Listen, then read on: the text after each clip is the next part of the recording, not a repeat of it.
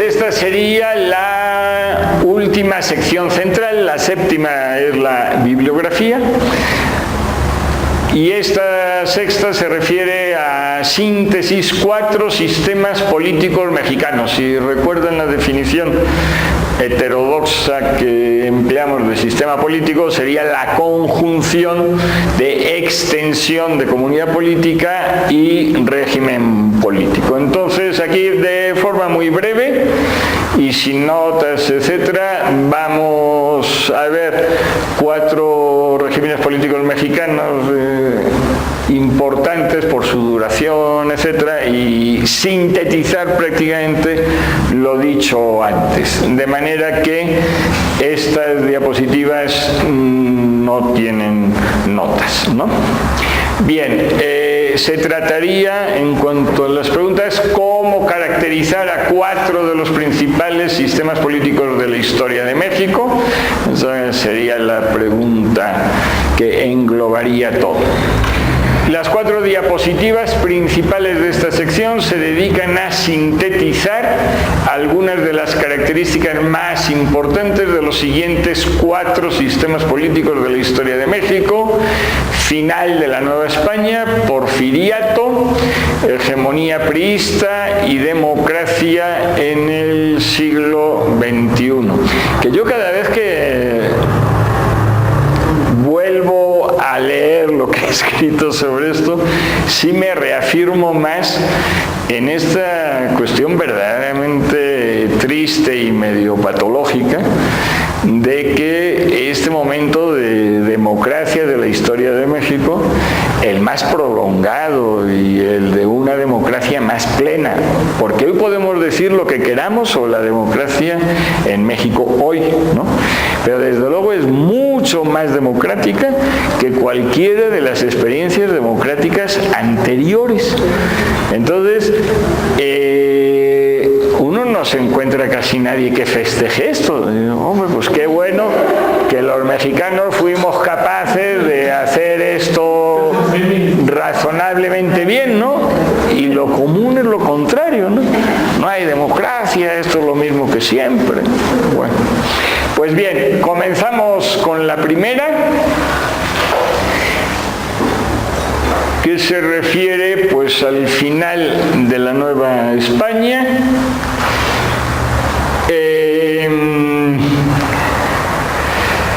Su título sería Autocracia de finales del siglo XVIII, con la excepción que luego se dice. 2 puntos, con la notoria excepción de la mayoría de los pueblos de indios, imperaba la no democracia en todos los tipos de entidades subnacionales político-territoriales en las que tampoco había protocomunidad política, o sea, no había elecciones siquiera, ¿no? Eran nombramiento, compra de cargos, como ya dijimos, etc. Las entidades Nueva España, intendencias, corregimientos y alcaldías mayores, localidades de españoles.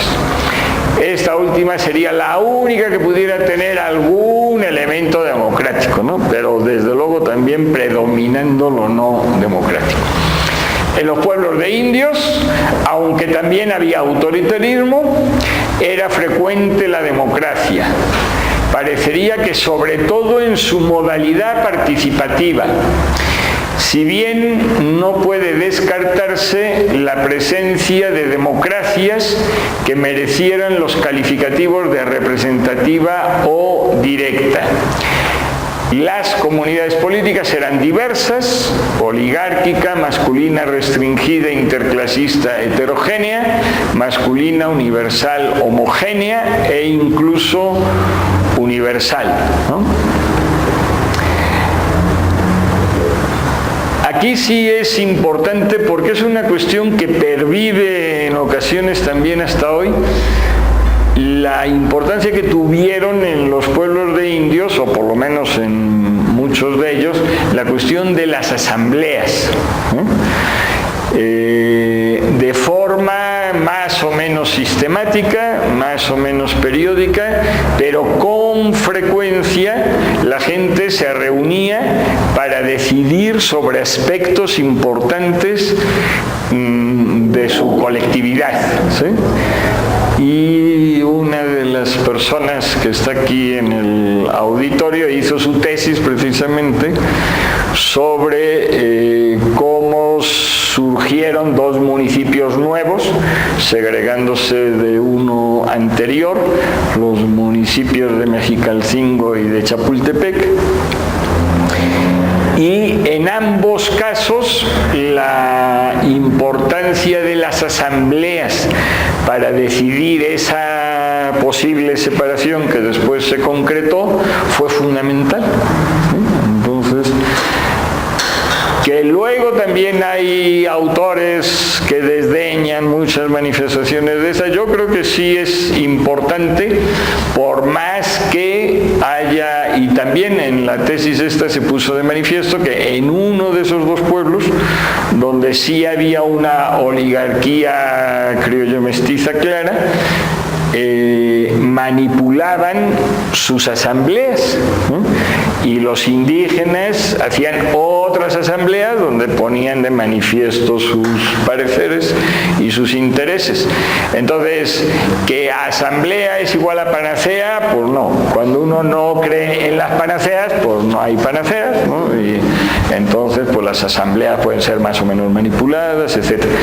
Pero el hecho de que la gente, incluso los manipuladores, en este caso, en el caso de Chapultepec, consideraran necesaria hacer una asamblea, significa que había una tradición en el sentido ese que dificultaba mucho más tomar una decisión cupular, que se reunieran los 5 elementos principales del pueblo y dijeran: nosotros aquí organizamos todo, ¿no?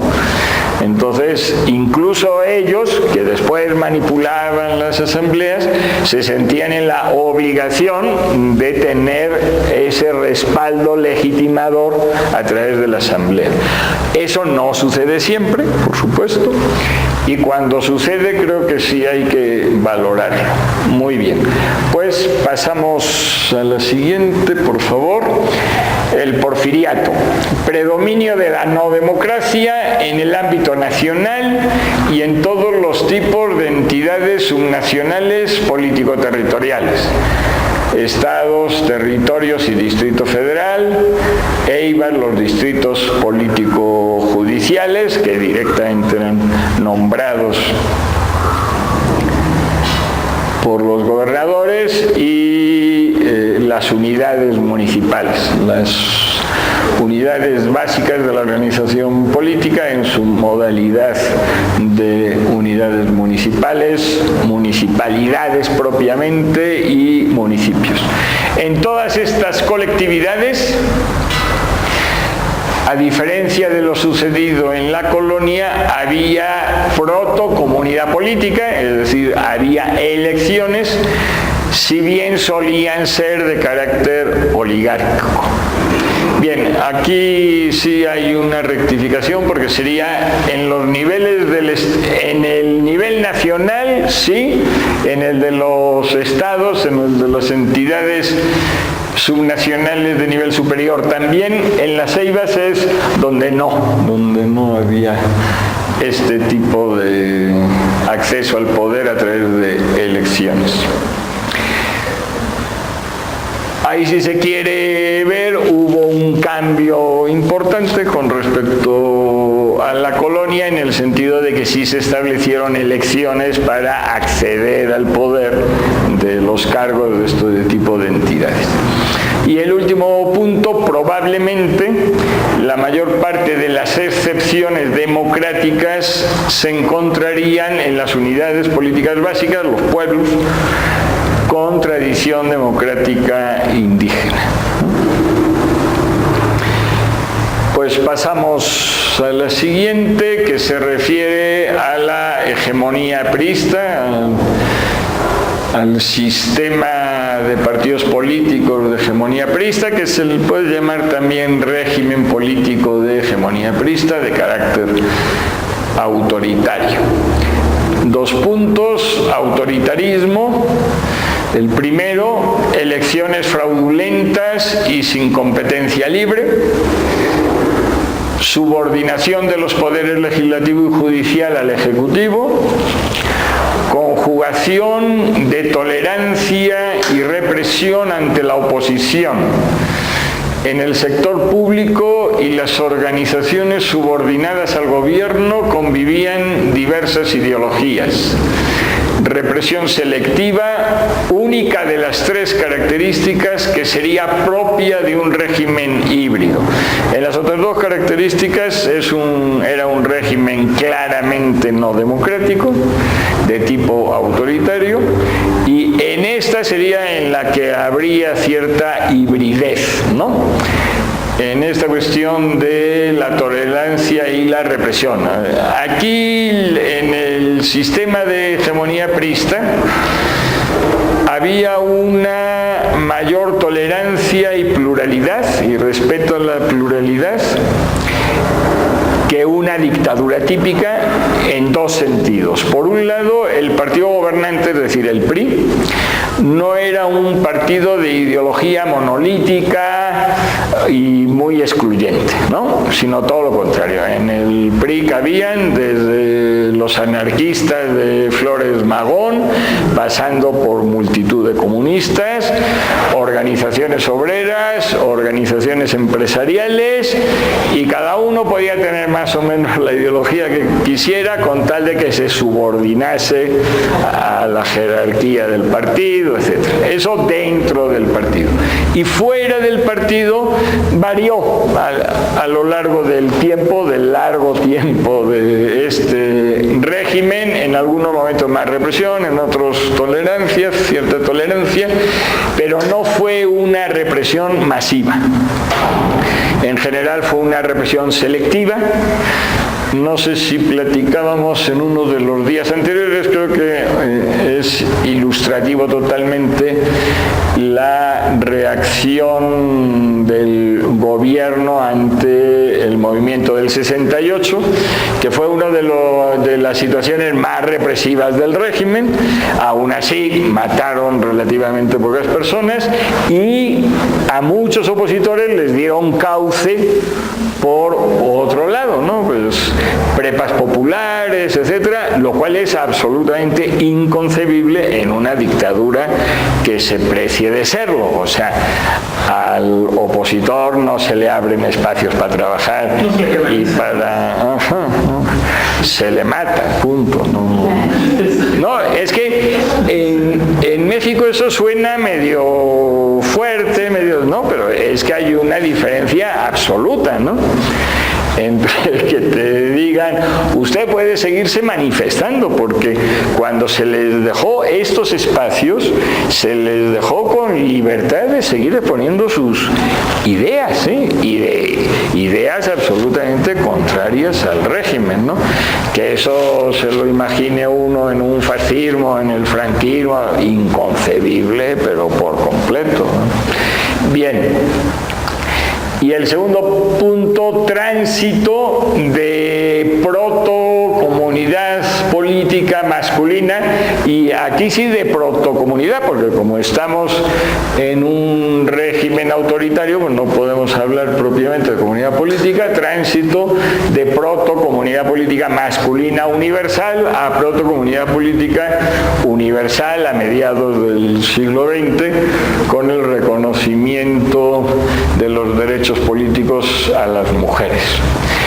Y vamos con la última diapositiva, por favor, que sería la democracia de inicios del siglo XXI.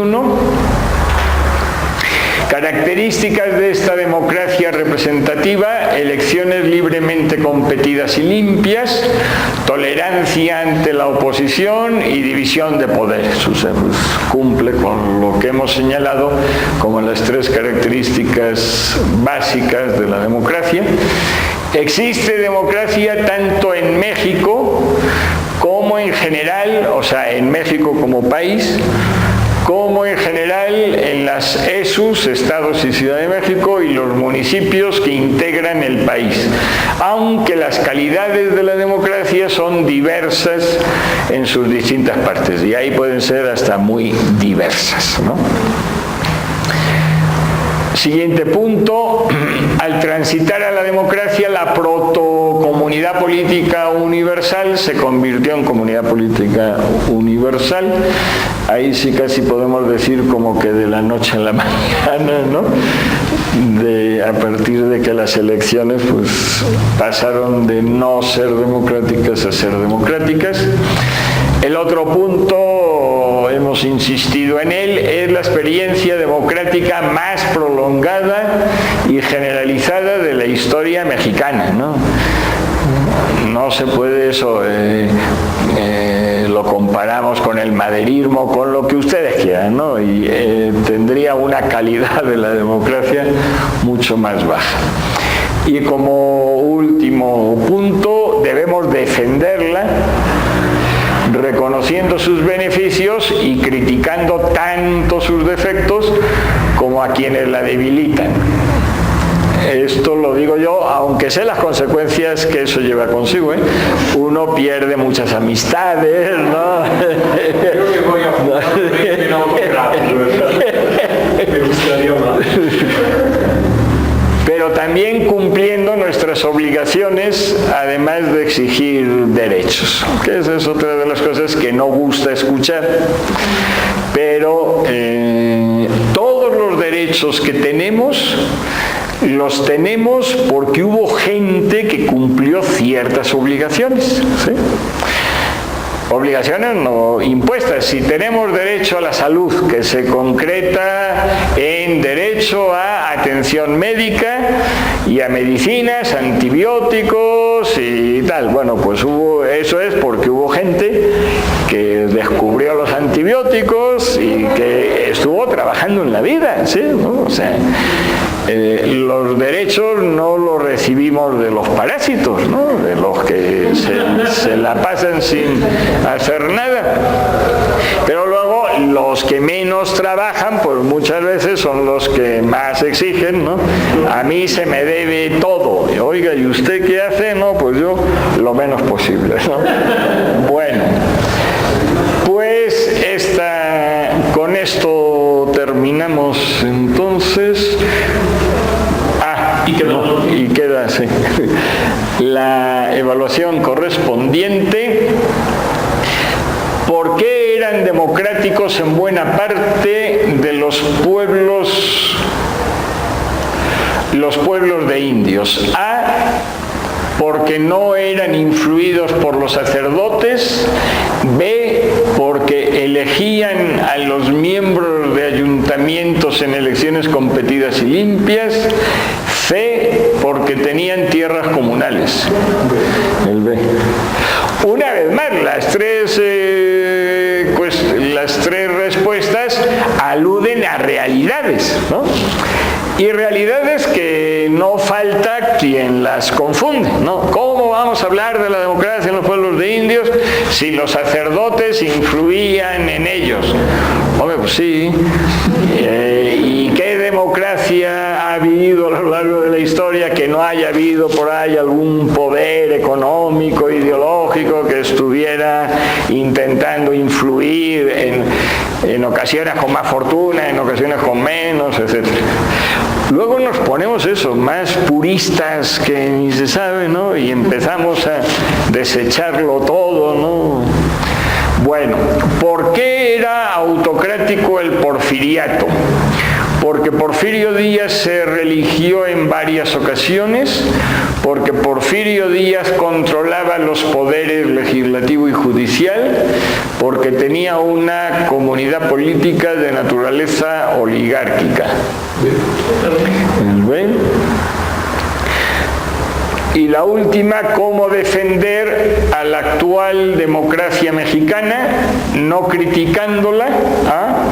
B, defendiendo sus virtudes y denunciando sus defectos. C, difundiendo la idea de que el buen ciudadano es aquel que reclama sus derechos sin importar el cumplimiento de sus obligaciones. Después de horas de curso, pues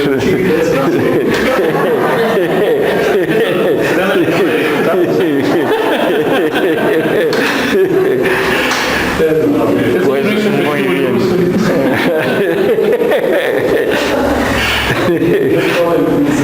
Que sí, respuestas similares que no se creen ustedes que no suceden en la vida, le sumen a uno en la desesperanza. Por fortuna, en esta ocasión no ha sido así. Pues muy bien, pues ahora sí damos por terminado la sección y el módulo. Pues muchas gracias a todos ustedes, y si tienen algún comentario, díganlo, y si no, callen para siempre, ¿no? Pues muy bien, pues hasta aquí hemos llegado.